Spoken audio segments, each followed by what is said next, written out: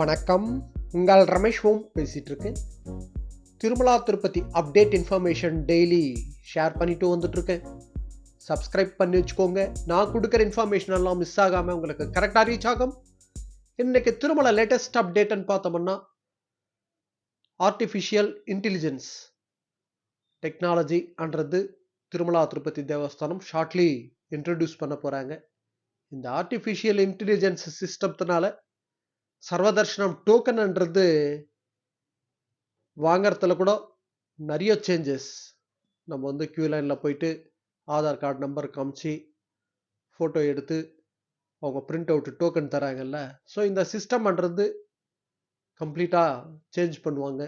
அதாவது டைரெக்டாக நம்ம வந்து சர்வதர்ஷனம் டோக்கன் வாங்குறதுக்கு போனோம்னா நம்ம ஃபேஸ் ரெகக்னைசேஷன்ன்றது ஸ்க்ரீனில் ஆட்டோமேட்டிக்காக அதுவே ரெகக்னைசேஷன் பண்ணிக்கும். அதே போல் நம்ம ஆதார் இன்ஃபர்மேஷன் எல்லாம் அவங்க சிஸ்டத்துல இம்பிள்டாக இருக்கும்.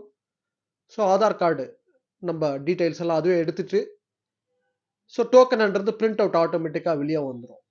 ஸோ ஃபாஸ்ட்டாக இந்த ஒர்க்கு ப்ராசஸ்ன்றது நடக்கும். அதே போல் நம்ம தர்ஷனத்துக்கு போகும்போது அதாவது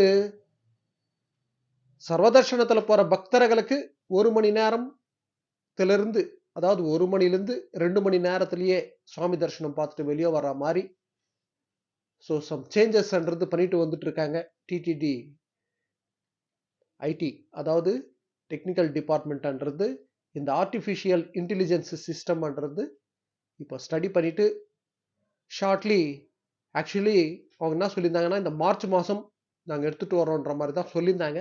இந்த மார்ச் இல்லைன்னா ஏப்ரல், அதாவது சம்மர் சீசனுக்குள்ளே இந்த சிஸ்டம் கண்டிப்பாக வரும். இந்த சிஸ்டம் வந்ததுன்னா இது வந்து ஹையஸ்ட் டெக்னாலஜி நம்ம டிடிடியில் யூஸ் பண்ண மாதிரி ஆகும்.